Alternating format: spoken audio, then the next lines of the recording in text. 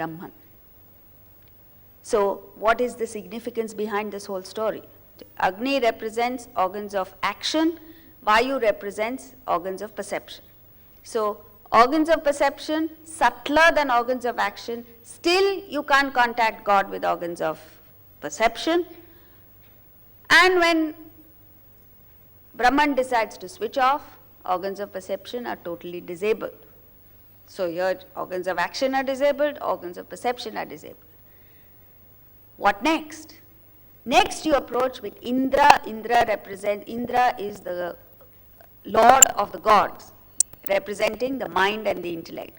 So if you approach the subject, approach God with the mind and intellect, and you approach the subject with humility, then what happens? Brahman disappears, meaning with the mind and intellect you can't feel God, you can't conceive God, but you can indirectly gain knowledge of Brahman, and that is beautifully put by saying that when Indra approached with humility, the Yaksha disappeared, but in its place came Uma, representing the scriptures, daughter of the Himalayas, means this knowledge of Vedanta originated in the Himalayan valleys, where the great sages went and did intense research and came up with their discoveries, which is the science of living that you and I are discussing today. And this knowledge has been flowing since time immemorial. And Uma represents the scriptures. Right through the ages, India has gone through all kinds of changes, traumatic changes. We've gained and lost material wealth and all sorts of things. But there is one thing that we did not allow to disappear, and that is our scriptural knowledge. It is because of the wisdom of our ancestors, where they held on to the knowledge of the scriptures at great risk, and they sacrificed a great deal to preserve it and pass it on to future generations, that you and I are sitting here gaining this knowledge. Therefore, we must do our little bit. We have an obligation to do our bit to ensure that the knowledge does not die and that it passes on to the next generation. Are we doing that is the question that each one of us should ask ourselves. So anyway, that organs of action, Agni, organs of perception, Vayu, mind and intellect, gains this knowledge indirectly represented by the question appearing in the 3rd chapter, the answer given in the beginning of the 4th chapter. Also it means when you gain the knowledge, you have to go through a period of gestation before you start living it. This is the whole subject of this chapter, Jnana Vijnana Yoga. After you gain the knowledge, when you hear and read, you need to mull over this knowledge, you need to reflect over it, contemplate upon it, and only then does it become wisdom, and when it becomes wisdom, you live it, you act on it. This transformation from knowledge to wisdom takes a period of time. During that time, you need to have patience. Don't give up. Don't expect to sprout wings of Vedanta and take off at 8 o'clock today. This doesn't happen. But surely and steadily, the knowledge of Vedanta seeps in and it makes a distinct difference to your life. So, have patience is the message here. Now, yesterday we did verse 24, in which he says the abuddhayaha. 24 to 27, he speaks of why is it that the ignorant people don't seek Atman, because Brahman is hidden. It's camouflaged. You need to, it's like gold. No sample of gold anywhere in the world is there. No gold biscuit is there outside waiting for you to pick it up. You need to mine that gold. You have to go deep into the recesses of the earth, remove that ore, refine it, separate it, and then you've got gold. Similarly, this gold, this treasure that lies within is hidden. Brahman is hidden. So he says, the abuddhayaha, the foolish, ignorant people, regard me, the unmanifest, as having manifestation. not knowing my supreme state, which is immutable, avyayam, changeless, and anuttamam, unsurpassed, the best, fearless, without uttama. So the thing is, our starting point itself is wrong, because at birth itself we are born without this knowledge, ignorant. And therefore any steps that we take in ignorance will be wrong. Yet we have the arrogance to believe that, see, first of all, this in the absolute state, since we don't know Brahman, everything else becomes wrong. It's like when you're walking out of here, there's a rope lying on the ground. You don't see the rope as a rope and you mistake it for a snake. As long as you're seeing the snake, your whole calculations, your thinking, everything will be wrong. Your pursuit itself will be wrong. Because then you believe the snake is biting you, you believe the poison has entered your system, the poison is going to kill you, and all kinds of fears and imagination you are subject to. All of which is wrong. So what do you have to do? You can't go around looking for, a vaccine for snake venom. You can't do any of that. First thing that you have to do is bring a torch, focus it on the snake that you're seeing. And what happens? Suddenly you become, say, I don't know how I thought it was a snake. All your problems cease. This is in the absolute. But come to the relative. Even in the relative, we imagine all kinds of things. You don't see things for what they are, and nor are you interested in the truth. We get carried away by what others say. Take your strongest beliefs and examine them. Where did it originate from? Somebody told you. Somebody said so. How do you know that the person has told you the truth? You don't know. And you carry these prejudices, you carry these notions with you. Oh, this one is bad and that one is jealous and that one is ungrateful and this, that and the other, without thinking. See, even if you start thinking, you'll understand that the truth, the behavior, the conduct of the person is very different from what you've heard, but it doesn't occur to you. The other day someone came and said, my relatives think very badly of me. What do I do? Should I go and clarify? They don't bother clarifying anything. Why? Because their sustenance is based on the wrong concepts that they have about you. If you go and clarify, then the foundation is taken away from them. It's not that they are so unintelligent that they can't figure out the truth. They don't want to know the truth. You see, when you have hatred for somebody, it helps if you believe that the person is vicious. Then you feel justified. But the moment you come to know that the person is really not vicious, he's good, then you have to come to terms with the truth, the bitter truth, that it is me who's harboring the hatred, which you don't want, so let them be. What difference does it make? Somebody wants to be in a deluded state, let them continue in the deluded state. All you have to do is deal with yourself, because there are other issues in which you are as deluded.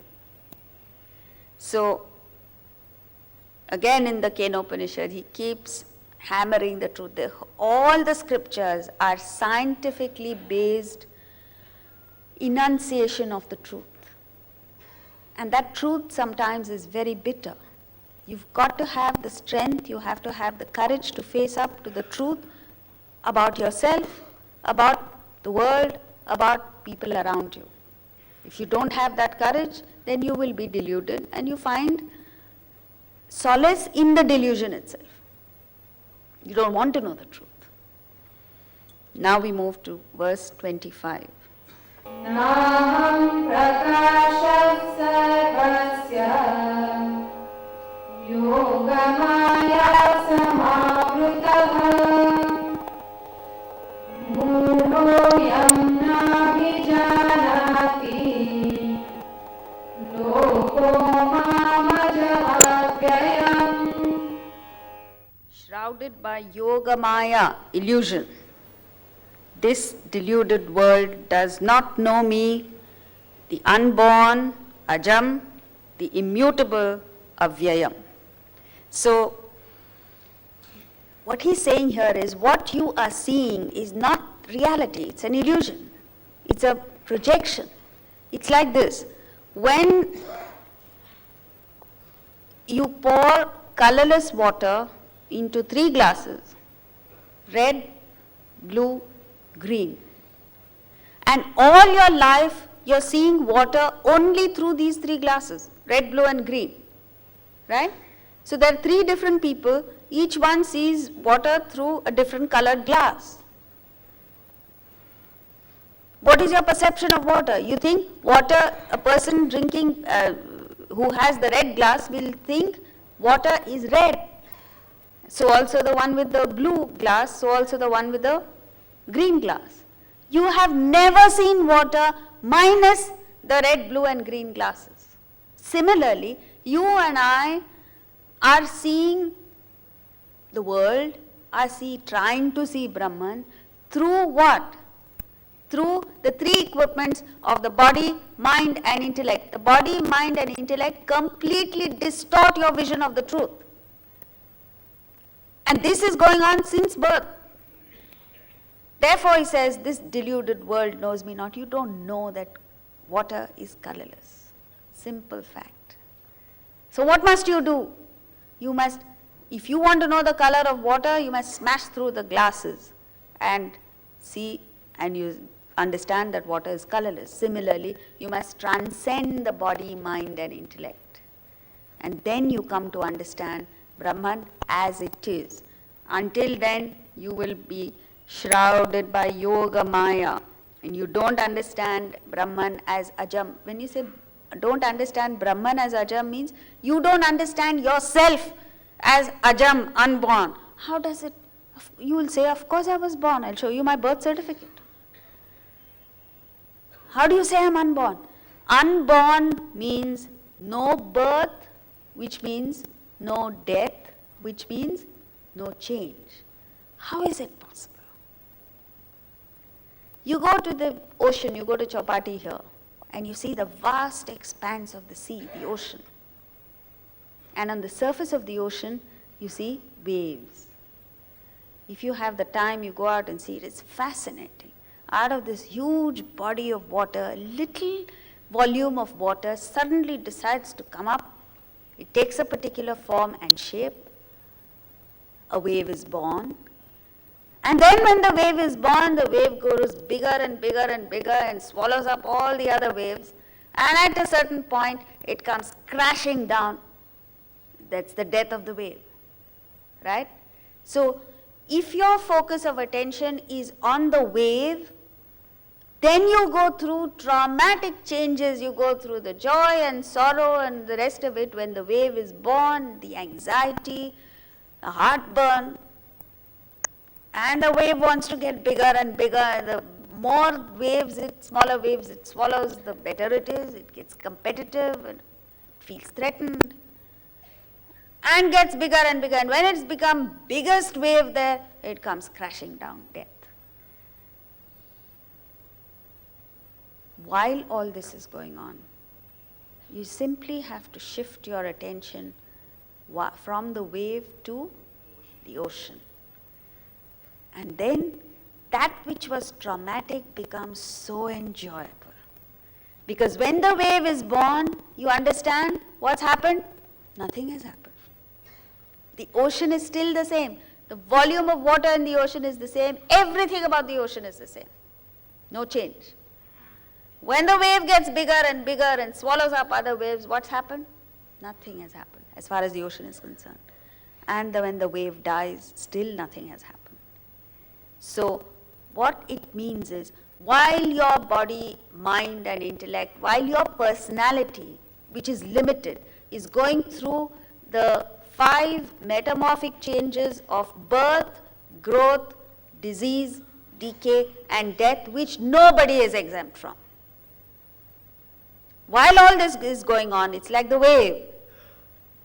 If you shift the focus of your attention from the personality, from the body, mind and intellect to Atman, the ocean, then you enjoy these changes. Every phase of life has a certain beauty about it. Every phase of life is enjoyable. Every phase of life has certain returns. But you don't want it. The modern world only wants to be young forever. So you want to be 16 years old till you are 85 years old. How can that be? Yes, you can. You can remain 16 in spirit till you are 100 years old. But your body can't be the same. Your mind will necessarily refine, change. It's amazing. A grandparent's view of things is so different from a parent's view of things, is so different from the child's view of things.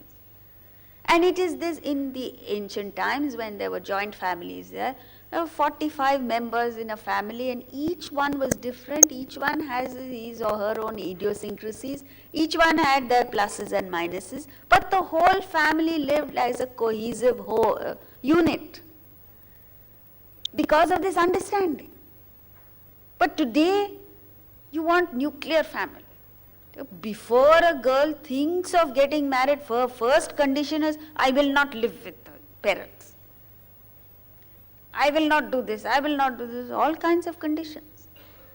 Why? Because we've lost that flexibility, we've lost this understanding.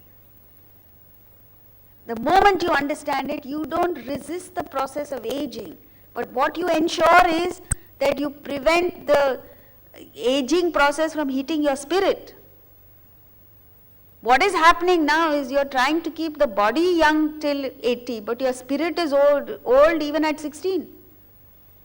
Because at 16 people are saying, I'm bored with life. I'm depressed. Forget 16, children are getting depressed. So that's the problem. And Ajam, at any stage in your life, shift the focus of your attention to this underlying reality and you will retain your youth right through life. This is what he's saying here. Ajam, avyayam, imperishable. The changes go on, but like even physics says, matter can neither be created nor destroyed. It merely moves from one form to another. And so is it with us, with Atman. See, it's like this. From the element gold, you make various ornaments. You make a wedding ring, you make a Mangal Sutra, you make bangles, you make this, that and the other. As far as gold is concerned, what has happened? Nothing has happened. Immutable, imperishable. But the ornament is perishable. You give an unnecessary value to the wedding ring. So when things are all right between the husband and wife, it is of great value. When things are not all right, that same wedding ring you look at, it brings back bad memories, you say. As far as gold is concerned, it's nothing, it's immutable. It's the same. So, Ajam and Avyayam, Krishna says this even as Arjuna is listening, because when Arjuna is listening, he views Krishna as a personality with a birth, with a death. He doesn't understand Krishna's real glory, and this is one way of getting him to understand. Not only does Arjuna not understand Krishna's glory, he doesn't understand his own glory. And neither do we. So, he's trying to make us understand this. 26. Vedaham samatitani vartamanani charjuna bhavishyani cha bhutani mam tu vedana kaschana. I know the beings of the past, present and future, O Arjuna, but no one knows me. When he says, I know me, he's trying to hammer it in. As we've seen earlier, Arjuna looks at Krishna only as a personality. So he's trying to shift his thinking, his identification from the personality to that conscious principle. That conscious principle which makes you aware of whatever it is that you are aware of now in the present is the same consciousness that made you aware of whatever you knew in the past, is the same consciousness that with which you will be aware of whatever knowledge you will gain in the future. Not only with reference to you, all human beings, but all living creatures. So what is he saying here? He says, I am the conscious principle which makes all living beings know whatever it is that they know. Not only in the present, past, future. As against that, what is it that you know? You only know that one limited small little sphere of activity that you are engaged in at the moment, in the present. When he says present, you extend it to include present life. You don't know your past, you don't know the future. Forget the past life and future life. In a span of 24 hours, you and I go through 3 states of consciousness. The waking state, in which we are all in now. If I continue much longer, some of us will shift to the dream state, and some others, if I continue still further, deep sleep state. Has it ever occurred to you that at any given point in time, you know only one state? Right now, you know only the waking state. Then when you move to the dream state, you know only the dream state, and you reject the waking state and the deep sleep state. In the deep sleep state, you experience nothingness, you reject both the waking and the dream states. That is why in the Atma Bodha, he says, Pratasmarami rudisam spuradatma tattvam satchit sukham paramaham sagatim turiyam yat swapna jagara sushuptamaveti nityam. That which knows the waking, dream and deep sleep states is what he's speaking of here. I know the beings of the past, present and future, O Arjuna, but no one knows me. 27. इच्छा द्वेष समुत्थेन द्वन्द्वमोहेन भारत सर्वभूतानि सम्मोहम् सर्गे यान्ति परन्तप. Deluded by the pairs of opposites, born of desire and hatred, O Bharata, all beings fall into illusion at birth, O Parantapa, scorcher of foes. So what he's saying here is, it is this preferential likes and dislikes, ichha, dvesha, attraction and repulsion. What happens is, you're born with these likes and dislikes, and during your lifetime, unintelligently, you add to the likes and dislikes, you strengthen the likes and dislikes. And then what happens? To that extent, you get crushed because the world is full of pairs of opposites. So you will be happy only when the world caters to your likes and the world does not present what you dislike. But this doesn't happen. This happens, but not all the time. So when you are faced with what you dislike, you are in distress. But what you don't understand is the world can't cater to you all the time. If you get one, something else doesn't happen. Like, in Washington DC one year, there was a lady, a fairly elderly lady, who kept complaining, my husband, he's a research scientist, he sits there in his lab 18 hours a day, 20 hours a day, he doesn't bother about me, he does, this is her constant refrain.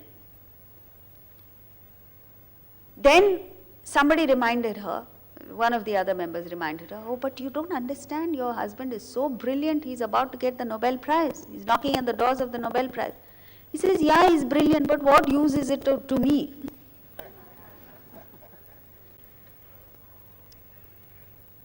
Suppose, what is she asking for? She's asking that the husband should spend time with her, should be with her all the time.